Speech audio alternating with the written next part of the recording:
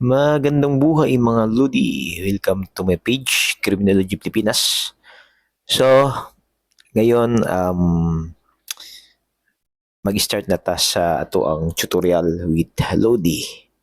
So, mag-upload ko mga videos about, gagmay lang na mga concept about different courses sa criminology.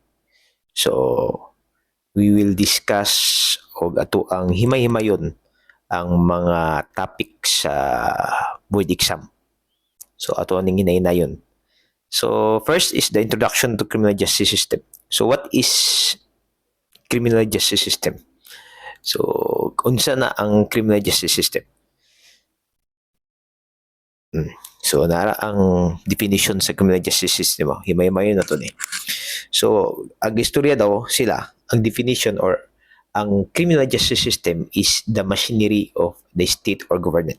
So, when we say state or government, Pilipinas na. Sir, anong Pilipinas man? State din Pilipinas? Yes, state ang Pilipinas. Why? So, sa state man yun, kung siya tag-state, kana itong naay upat ka elements. Dapat na ay people, na ay government, na ay territory, o na ay sovereignty. So, pag present ng upat, state na matawag ta. So, ang Pilipinas is a state because naanang upat tanan, present na. Pero kaning criminal justice system, gihatag ni or machinery ni sa government or state na ga-enforce sa rules of conduct. So once we say rules of conduct, balaod ni. Kabalo naman si Romaning rules of conduct, no? Ang rules of conduct. So, kanito siyang balaod.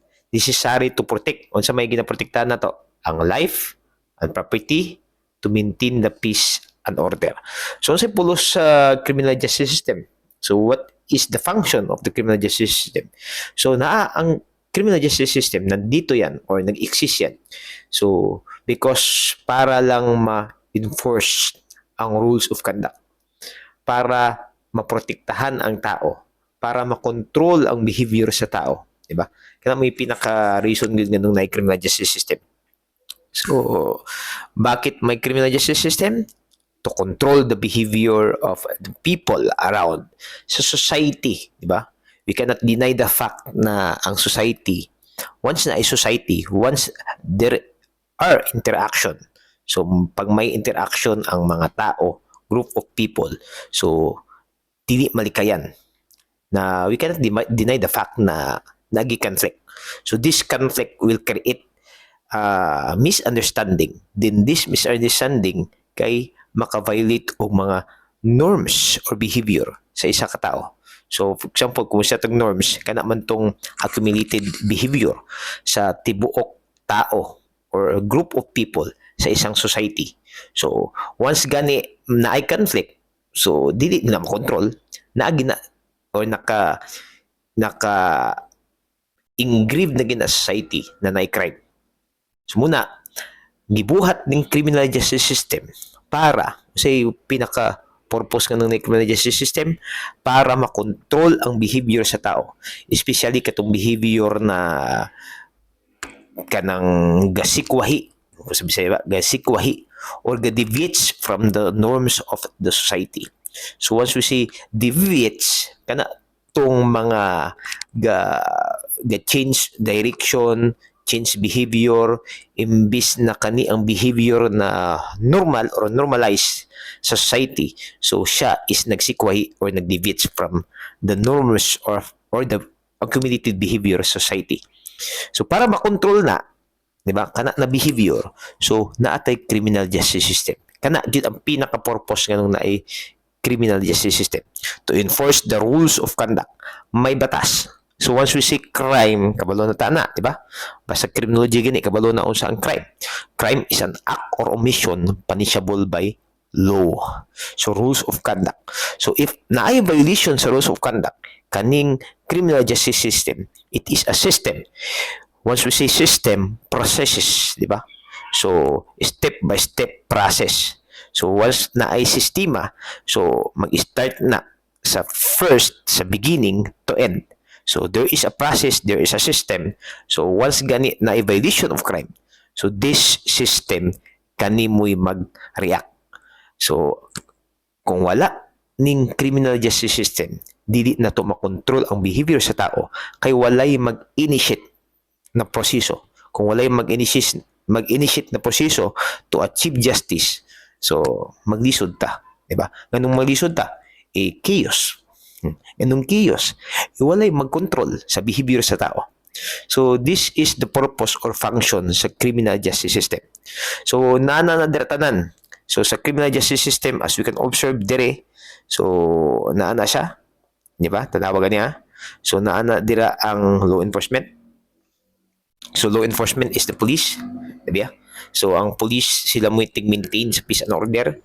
Sila yung babantay or mag-guard society if na ay naka-violate o crime. So sila yung nag-detect ng crime, magdi-detect ng crime, di ba? So if maaresto nila ang suspect or ang tawag sa tao is suspect. Because suspected pa siya, wala pang evidence, i-gather pa ang evidence, then after mag-gather ang evidence, ibibigay doon or i-introduce doon sa prosecutor. So that is law enforcement.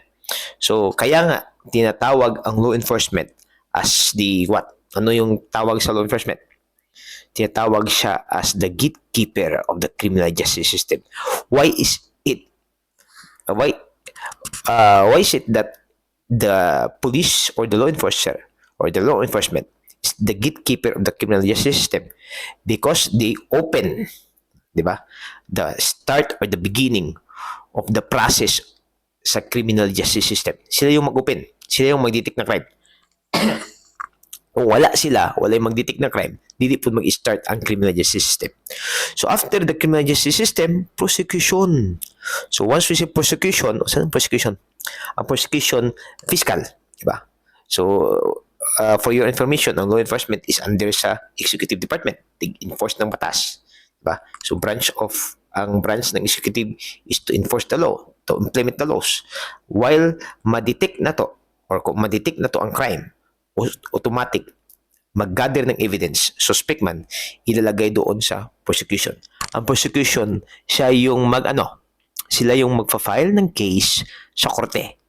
So, sila yung magkakandak ng preliminary investigation, di ba? As we observe, preliminary investigation is ito yung na-aristo hindi na-aristo ang tao, then na-file ang kaso. Then, after sa preliminary investigation, if malaman yung reasonable certainty of conviction, at una is probable cause man, pero karon reasonable certainty of conviction. Bakit reasonable certainty of conviction? Di ba? So, nawala na tong probable cause. Ang probable cause, probability man. Parang lang. Probable lang. Burag lang. Pero karon nahimo na siya og reasonable certainty of conviction para ma-declag ang korte. Kaya sa ato una magyud sa probable cause, probability lang, maliit lang na evidence. So marami ang or pila-pila ang sa korte. So para ma-avoid ang clogging of the court.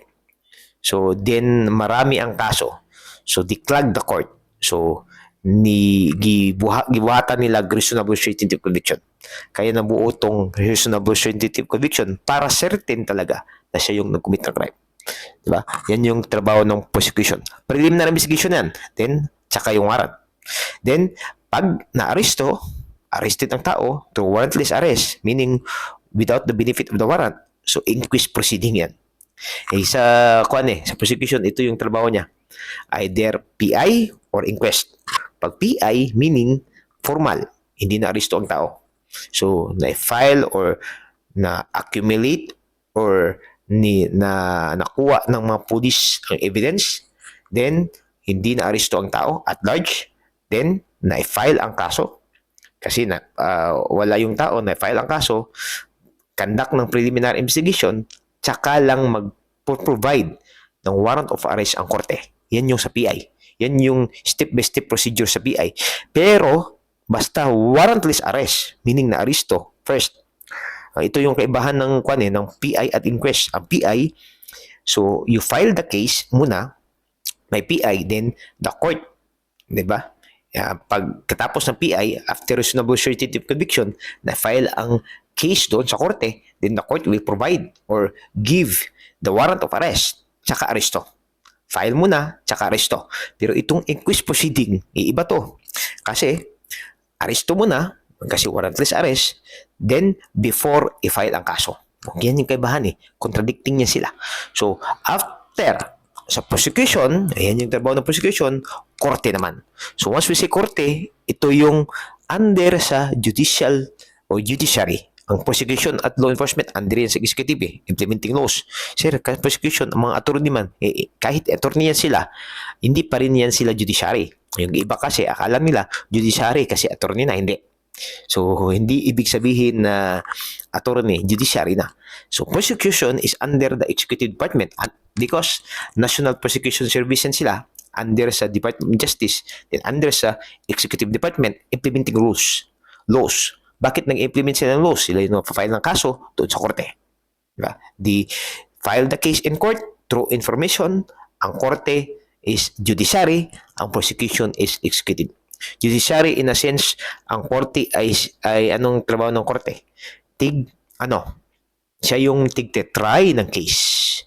So, sila yung magbibigay ng judgment. Sila yung mag-i-interpret if may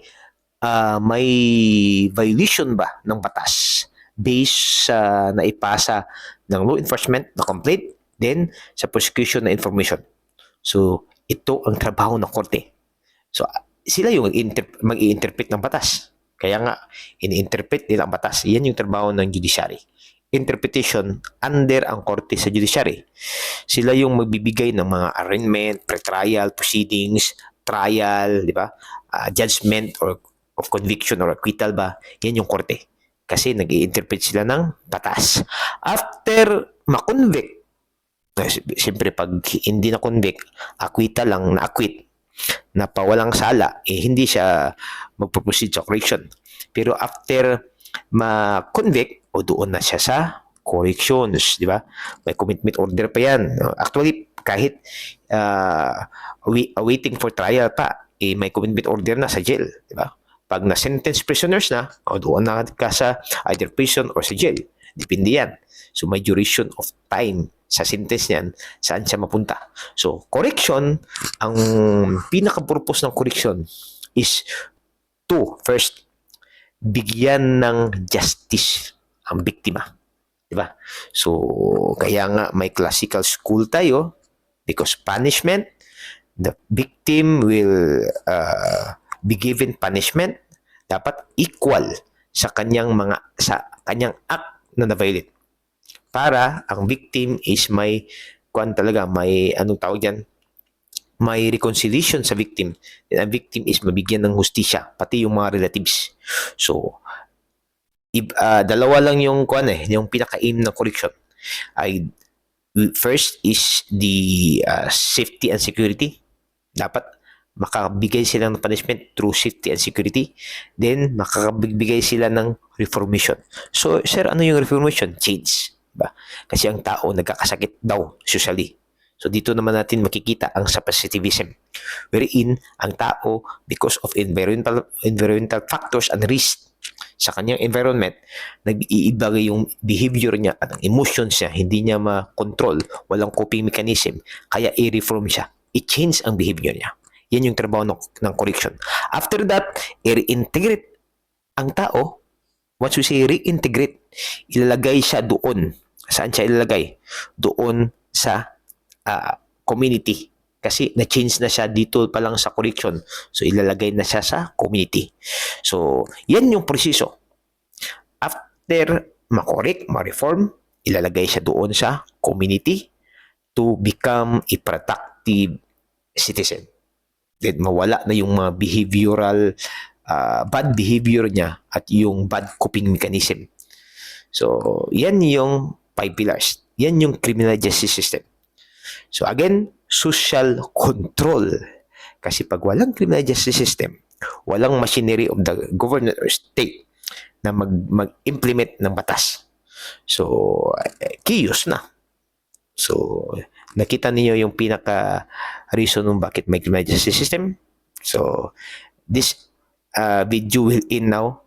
So, magdi-discuss naman tayo sa another topic.